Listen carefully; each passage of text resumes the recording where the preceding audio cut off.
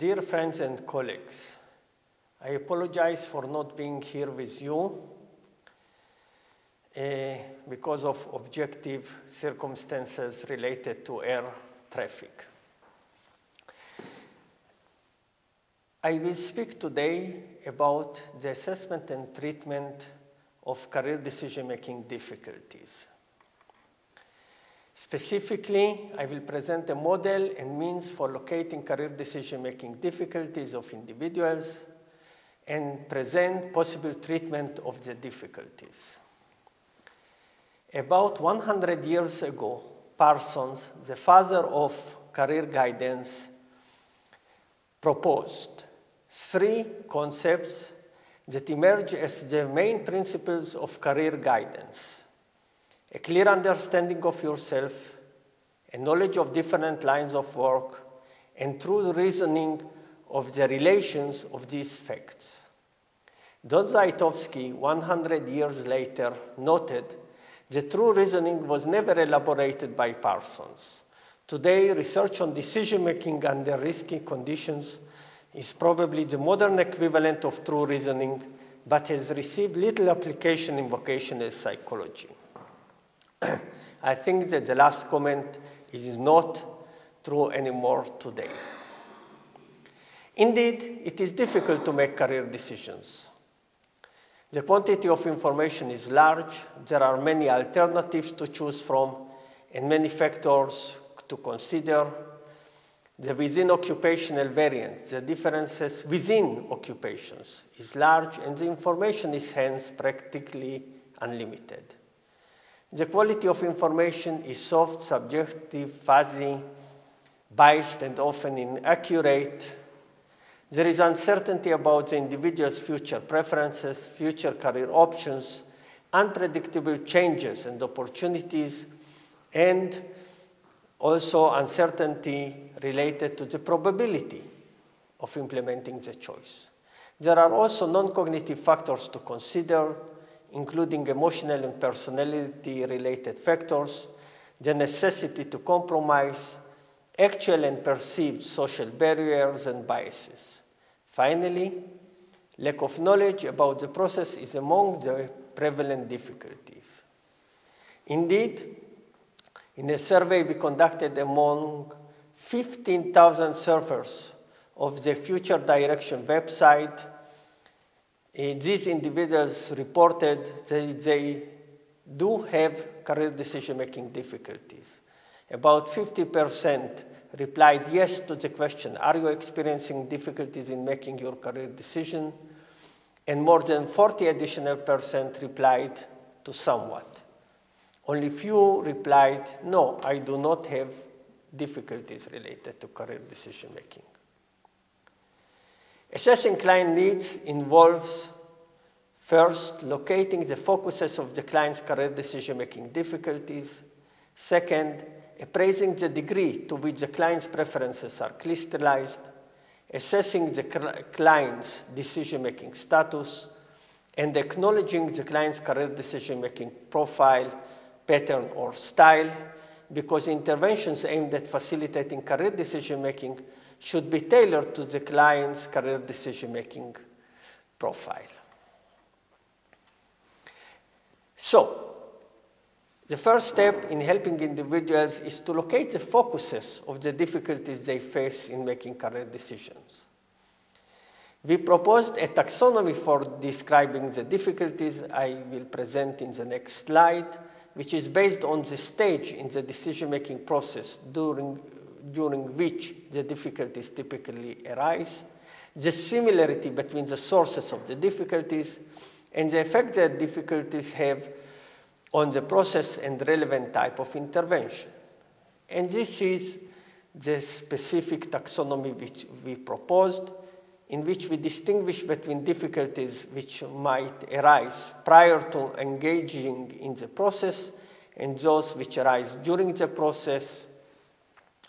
And specifically, difficulties arising prior to beginning the process may relate to lack of readiness, specifically lack of motivation, a lack of willingness to make a decision at a certain point of time, General indecisiveness, negative perception of selves, anxiety related to decision-making process, and diffuse self-concept and identity, and dysfunctional beliefs, distorted perceptions of the career decision-making process, irrational expectation, dysfunctional beliefs. Difficulties arising during the process may be related to lack of information, specifically about the decision-making process itself, how to make decisions wisely, and the specific steps involved in the process. We are being taught how to drive, but not how to make decisions. About the self, what I want, can I do it? About the various career alternatives and occupations, what are their characteristics, what distinguish between them, and about ways of obtaining additional information and help. Difficulties arising during the process may be related to inconsistent information, to the use of available information, specifically unreliable information that stems from contradictory information about the individuals or about considered occupations, internal conflicts among alternatives, among factors considered, between an alternative and the preferred characteristics. I want to be a physician, but I don't want to study so many years. Difficulties related to compromising. External conflicts between the individual's preferences and the preferences voiced by significant others. So after developing this taxonomy, we also developed the career decision-making difficulty questionnaire aimed not only to test this taxonomy, but also as a means for assessing individuals' career decision-making difficulties. The reliability of the questionnaire is high. This is the empirical structure of career decision-making difficulties of more than 10,000 individuals.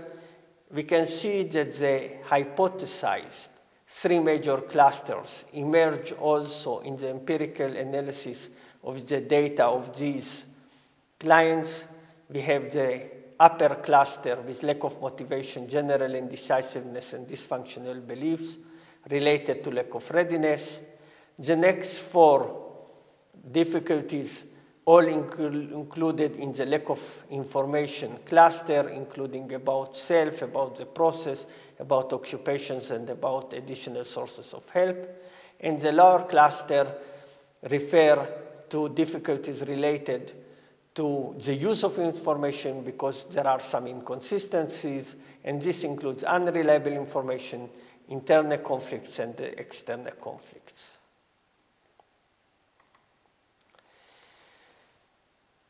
These slides present the cddq.org website we developed, which includes also the CDDQ questionnaire circled in red on the left-hand side.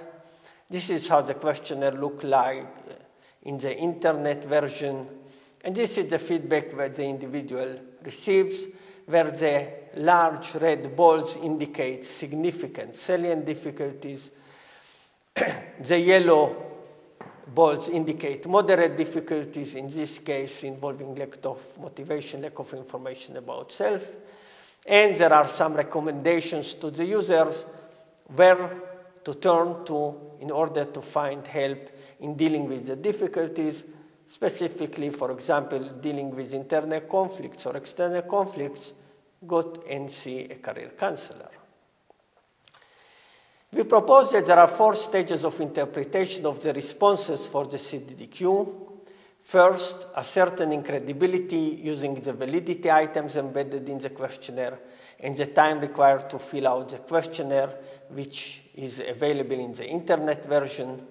Estimating differentiation based on the standard deviation of the 10 difficulty scale scores.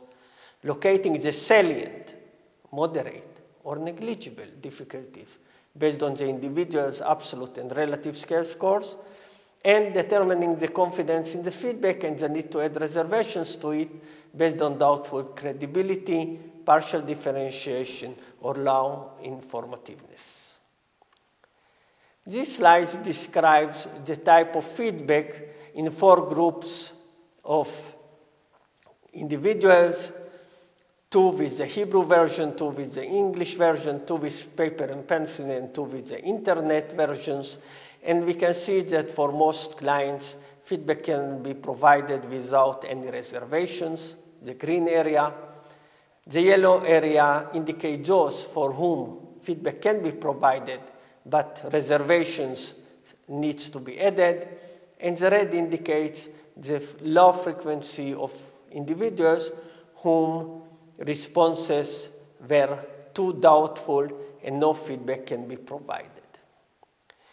When we analyze more in depth the responses of these 4 groups, more than 6,000 individuals, we found that lack of information about the career decision-making process is among the salient difficulties. Some research findings. We found that the correlation between the CDDQ and the CDS, career decision scale, was high, which indicates that the total score and the CDS measure similar things.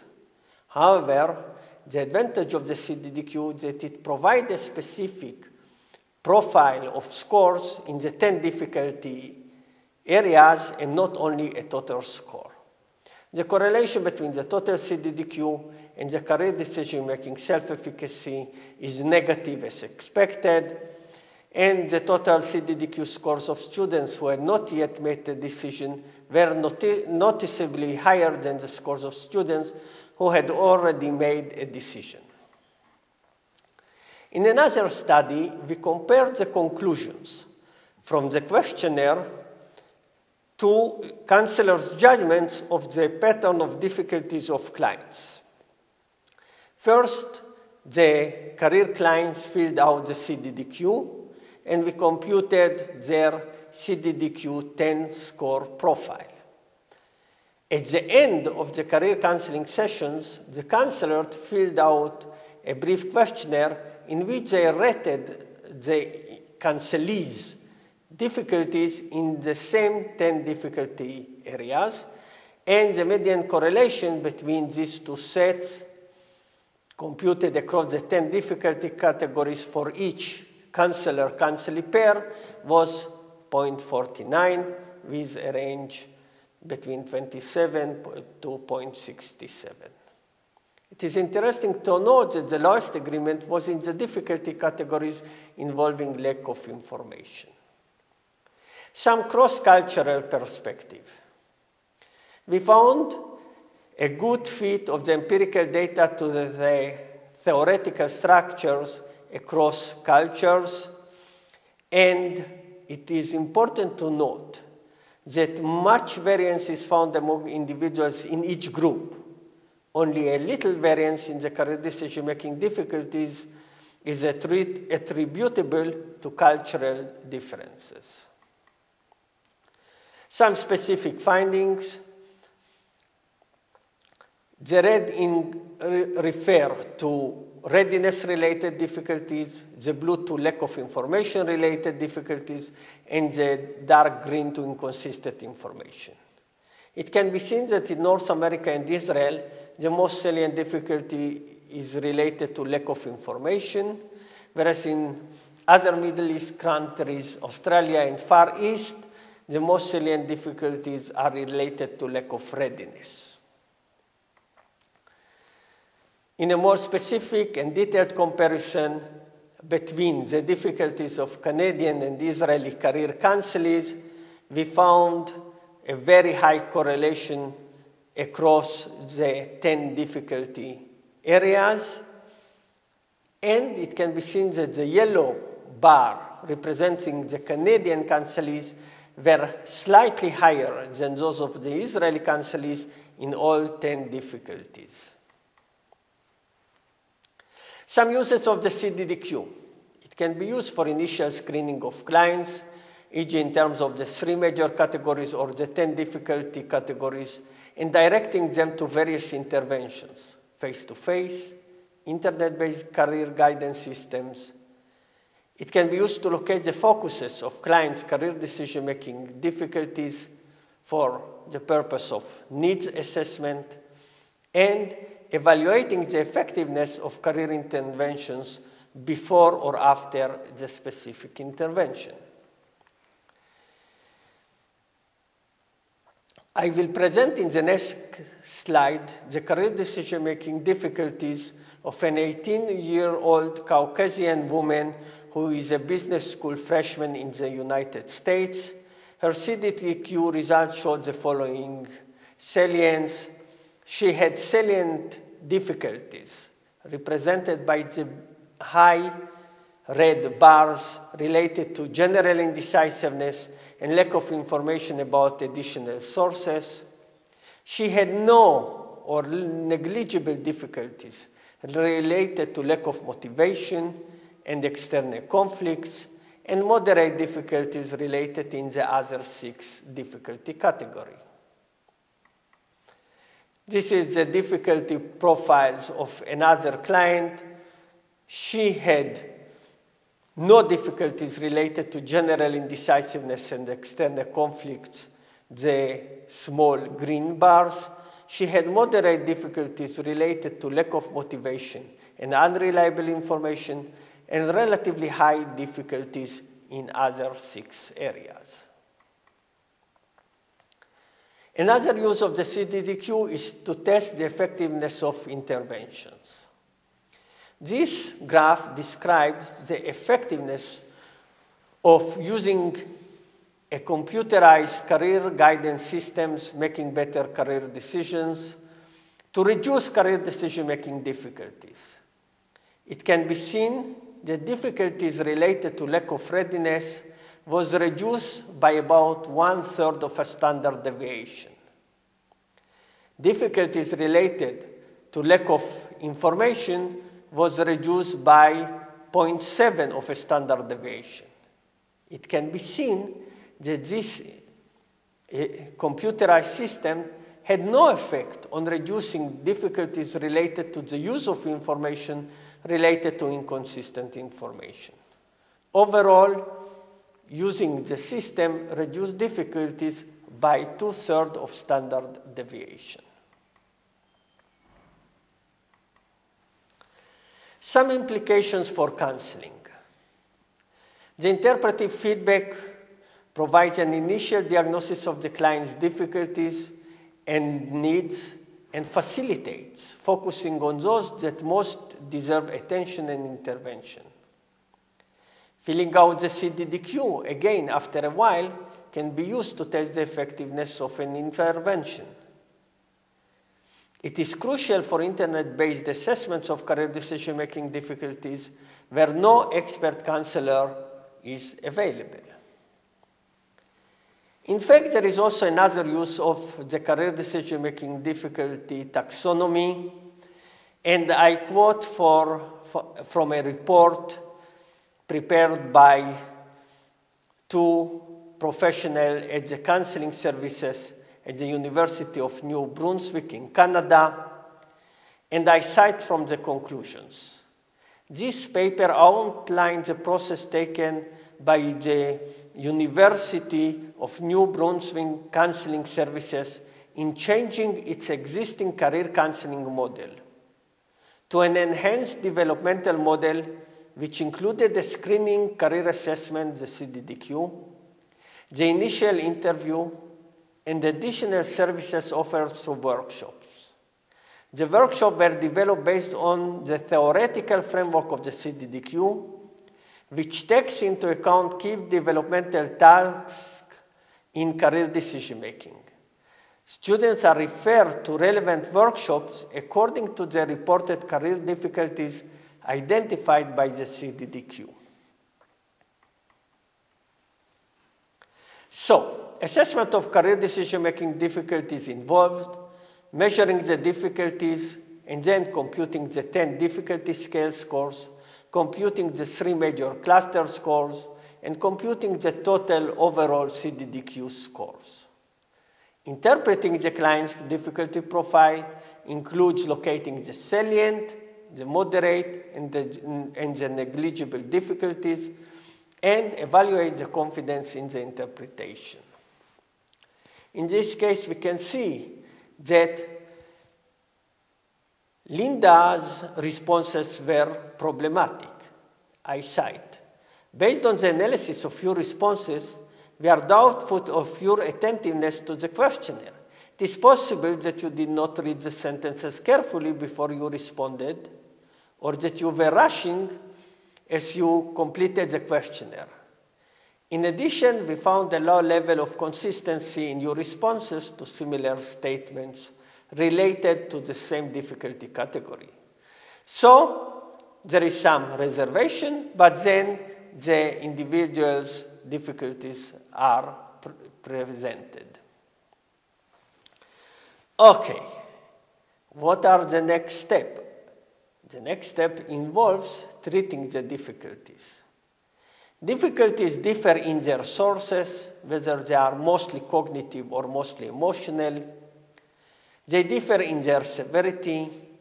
They differ in the implications in terms of the length of required intervention and whether the difficulty prevents making decisions or leads to make a non-optimal one.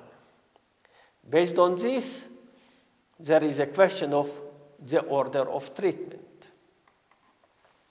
We conducted a study in which we asked 28 career counseling experts about their perceived severity of the various difficulties. The middle columns presents the mean perceived severity of each of the 10 difficulties. The red circles highlight what difficulties are regarded as most severe, and these include the 3 lack of readiness related difficulties, specifically lack of motivation, general indecisiveness, and dysfunctional beliefs, and also internal conflicts. The green circles highlight those which are regarded as not severe, and these are mainly related to lack of information, specifically lack of information about self, about occupations, and additional sources.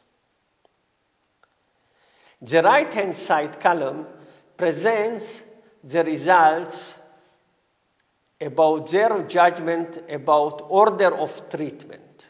A lower number indicates higher priority treatment. We can see that these 28 career counselors judged lack of motivation and lack of information about self as those difficulties which should be treated first. Difficulties related to lack of information about additional sources and about unreliable information were judged as those that can be treated later. There are 4 steps involved in dealing with the difficulties. First, verifying its existence. Second, identify its sources. Third, planning the intervention. And the fourth, treating it. Now I will show a few examples. Lack of readiness, specifically lack of motivation. The primary assessment involves assessing, is it a temporary or a chronic avoidant status of lack of motivation? The second concerns locating the source. Why the individual has no motivation to make a career decision? Is it because of external locus of control? Is it avoidance because of the uncertainty involved in career decisions? Is it because of low career decision-making, self-efficacy, and so on? What can be done? We suggest to discuss the cost and benefits of postponing the decision. Inform clients that not making a decision is also a decision. Sometimes it is legitimate, as John Krumbolz suggested. Second, present the importance of going through a systematic process and illustrate the different implications of making or not making a decision. Lack of information, which is one about the process, is among the most salient difficulties. We already mentioned the many factors that contribute to the complexity and difficulties involving in the career decision-making process. And we suggest that career counseling may be viewed as decision counseling, which aims at facilitating the client's decision-making process and promoting better career decisions. We suggest that by adopting and adapting decision theory to the unique features of career decisions, many alternatives, many factors to consider, uncertainty, need to compromise, and so on, then theoretical knowledge can be translated into practical interventions aimed to facilitate individuals' career choices. So, we suggest that the role of career counselors is to facilitate career decision-making by presenting the client a three-stage peak model. The peak model refers to pre-screening, in-depth exploration, and choice. The goal of pre-screening is to locate a small set of promising options that worth further exploration during subsequent stages. The goal of the in-depth exploration stage is to explore those promising options and to verify that they are not only promising, but indeed suitable to the individual. The goal of the choice stage is to choose the best option. Pre-screening, based on sequential elimination, when relevant aspects and considerations are presented, and perhaps highlight the use of relevant career guidance systems. In-depth exploration highlight relevant sources of information, distinguish between structured and soft information, and the use of internet-based career information system. Choosing, assessing whether various options can be actualized, ranking options, and choosing.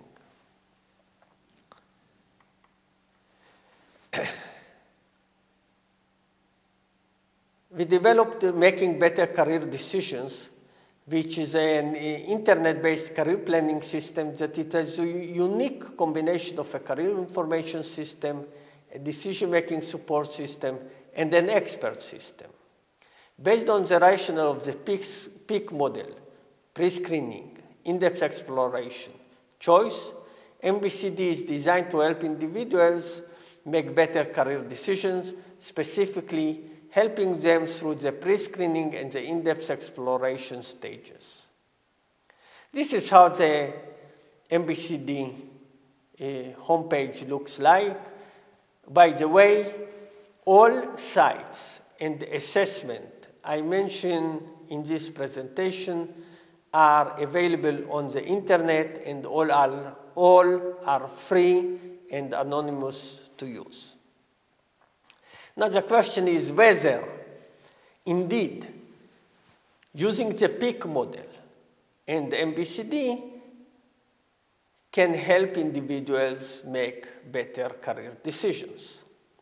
We conducted a follow-up study after 3 years.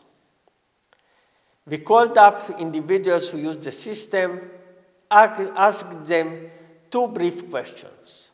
What you are doing today, that is in terms of occupation or a major at higher education, and their occupational choice satisfaction on a 1 to 9 scale.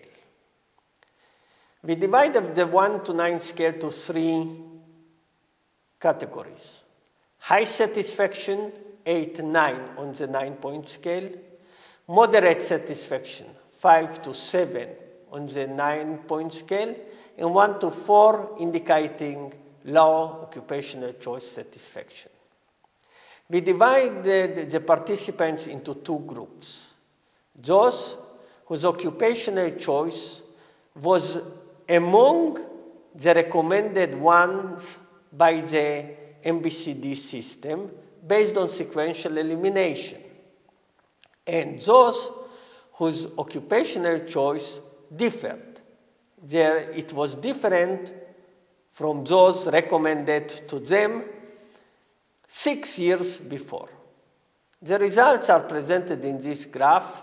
When on the left-hand side, we can see that among those whose occupational choice matched the recommendations, 84% were highly satisfied, 16% were satisfied to a moderate degree. Those who did not accept the recommendations, 38 were highly satisfied, 44% were moderately satisfied, and 18% were not satisfied. So I think that there are two conclusions. First, you can be highly satisfied even if you are not accepting the recommendations of the system. And second, if you accept the recommendations and choose from among the recommended occupations, you double your chances for being highly satisfied from your occupation. And this is, as I mentioned, a 6-year follow-up. So what can be done with lack of knowledge about the process? In addition to presenting in peak, pre-screening, in-depth, and choice, we suggest also increasing the awareness to the various aspects or factors that need to be considered in the decision, help acknowledging the uncertainty involved in the decision. It involves not only career decisions, but also travel-related decisions, as my absence from this conference demonstrate, and help to accept or deal with the involved compromise. Another example of you dealing with the difficulties related to external conflicts, specifically, we can identify the client's significant others, who they are, and discuss factors for their importance.